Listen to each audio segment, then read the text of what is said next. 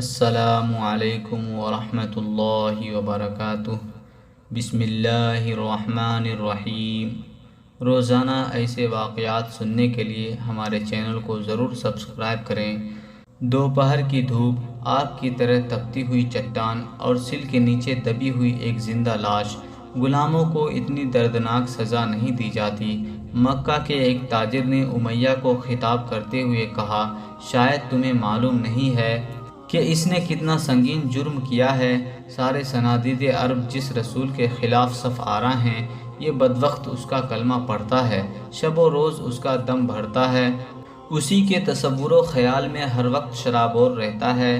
میں نے اسے بار بار سمجھایا کہ تو ایک حبشی نازاد غلام ہے، عرب والے رسول سے تیرا کیا رشتہ ہے؟ اگر کسی کا حق تیرے اوپر ہو سکتا ہے تو آقا ہونے کی حیثیت سے یہ منصب میرا ہے اور صرف میرا ہے۔ امیہ نے تیور بدل کر جواب دیا، تمہاری اس فہمائش پر وہ کیا کہتا ہے؟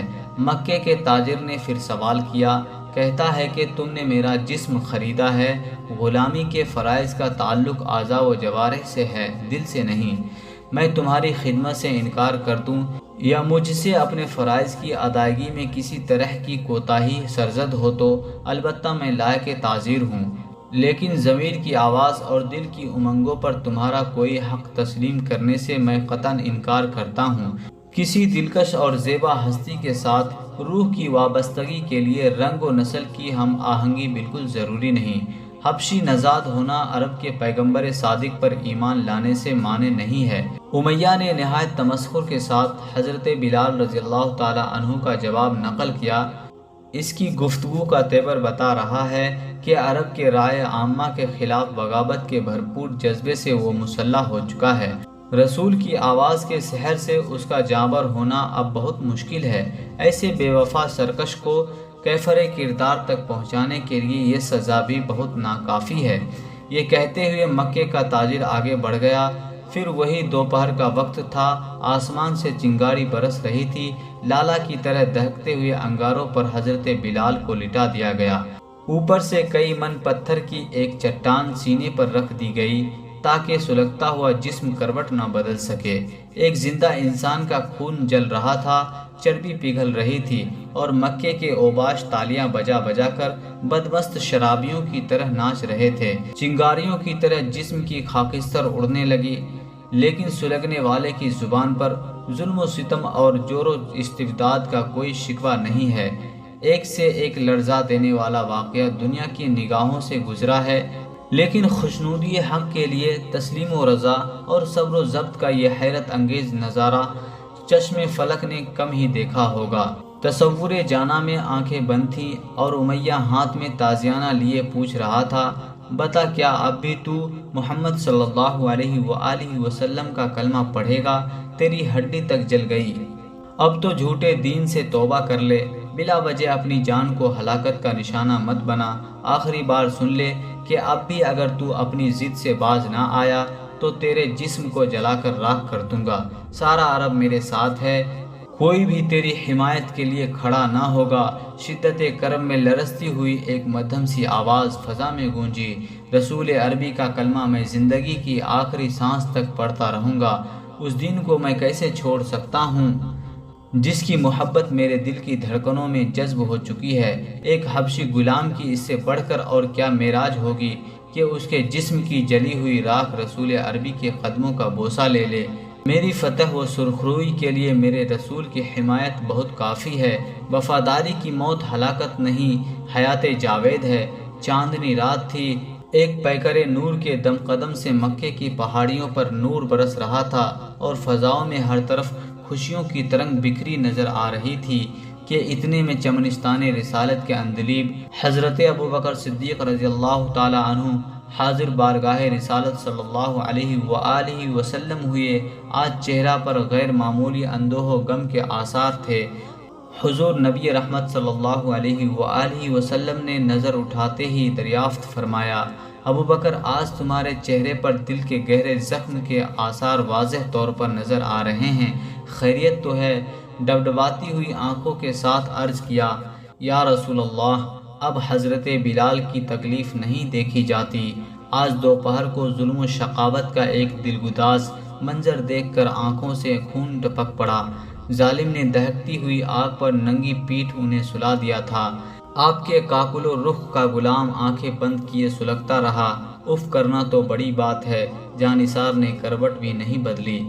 انگاروں کے مدفن کے نشانات بتانے کے لیے جگہ جگہ پیٹھ میں گاڑ پڑ گئے ہیں۔ جور و ستم کی یہ درد انگیز سرگزشت سن کر حضور کی پلکیں بھیگ گئیں۔ ارشاد فرمایا، ابو بکر مت گھبراؤ، حق کا سورج زیادہ دیر تک گہن میں نہیں رہتا ہے۔ آزمائشوں کی انہی بھٹیوں میں عشق و ایمان کا سونا نکھرتا ہے۔ وہ دن بہت جلد آ رہا ہے جب اہل ایمان کی دنیا بلال کو اپنا آقا کہہ کر پکارے گی۔ جذبہ غمگساری میں حضرت ابو بکر صدیق رضی اللہ تعالی عنہ بے خود ہو گئے۔ عرض کیا، یا رسول اللہ، امیہ اسی لیے تو انہیں اپنے مظالم کا نشانہ بنا رہا ہے کہ وہ انہیں اپنا زر خرید غلام سمجھتا ہے۔ حضور مجھے اجازت مرحمت فرمائیے کہ حضرت بلال کو خرید کر آزاد کر دوں۔ خوشی سے چہرہ زیبا کھل گیا۔ ارشاد فرمایا، اس سے بڑھ کر اور دارین کی سعادت کیا ہو سکتی ہے کہ اپنے ایک مظلوم بھائی کو رنج و محن کے زنداں سے رہا کرایا جائے۔ دین کے رشتے سے مصیبت زدوں کی امداد اللہ رب العزت کے نزدیک محبوب ترین عمل ہے، لیکن ابو بکر نگار خانہ عشق کے اس شکیل زیبا کی خریداری میں مجھے بھی شریک کر لینا۔ حضرت ابو بکر صدیق رضی اللہ تعالی عنہ جذبات کی بے خودی میں اشک بار ہو گئے۔ یا رسول اللہ، میں اور بلال دونوں ہی کاکل و رخ کے غلام اور دامن کرم کے پناہ گیر ہیں۔ آپ سے الگ نہ ہماری جان کی کوئی ہستی ہے، نہ مال کا کوئی وجود۔ شرکت تو جب ہوتی کہ میرا کوئی الگ وجود ہوتا۔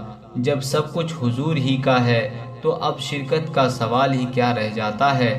میری تو صرف اتنی آرزو ہے کہ حضرت بلال رضی اللہ تعالی عنہ کو اس ظالم سے چھڑا کر حضور کے قدم ناز پر نثار کر دوں۔ دوسرے دن حضرت ابو بکر صدیق رضی اللہ تعالی عنہ امیہ سے کہہ رہے تھے، میں تمہارے حبشی غلام کو خریدنا چاہتا ہوں، اگر تم ایثار کر سکو تو میرے ہاتھ پر فروخت کر دو۔ امیہ نے کہا، اگرچہ میں ضرورت مند ہوں لیکن تمہاری بات نہیں کاٹوں گا، خریدنا ہے تو مناسب قیمت طے کر لو۔ حضرت ابو بکر صدیق رضی اللہ تعالی عنہ نے فرمایا، میں تمہاری منہ مانگی قیمت دینے کو تیار ہوں۔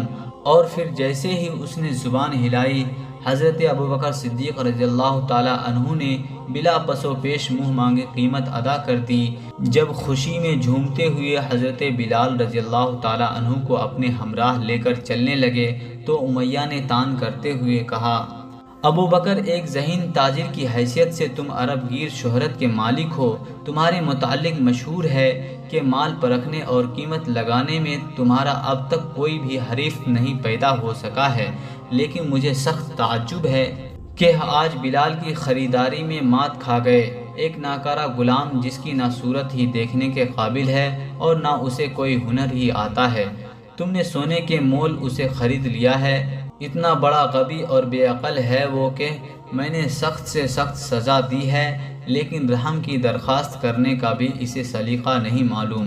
سمجھ میں نہیں آتا کہ ایسا ناکارہ غبی اور بے ہنر غلام تم نے کس مصرف کے لیے خریدا ہے۔ معنی خیز تبسم کے ساتھ حضرت ابو بکر صدیق رضی اللہ تعالی عنہ نے دو لفظوں میں یہ جواب مرحمت فرمایا، خوب و ناخوب کا معیار ہر جگہ یکساں نہیں ہوتا۔ بڑی مشکل یہ ہے کہ تم جسے عیب سمجھ رہے ہو وہی میرے نزدیک ہنر ہے۔ بلال کو سونے کے مول خرید کر بھی میں شرمندہ ہوں کہ اس کی واجبی قیمت دونوں جہان سے زیادہ ہے۔ جس رخ زیبا کی ایک جھلک نے حضرت بلال رضی اللہ تعالی عنہ کو وارفتہ بنا دیا تھا، آج زندگی بھر کے لیے اسی کے قدموں میں پہنچ گئے تھے۔ آقائے کونین کے دامن میں انہیں دو جہان کا سرمدی سکون مل گیا۔ اب وہ سیاہ فام غلام نہیں تھے، عالم اسلام کے خوب رو آقا تھے۔ ایسے ہی مزید ویڈیوز دیکھنے اور سننے کے لیے اس چینل کو ضرور سبسکرائب کریں۔ شکریہ۔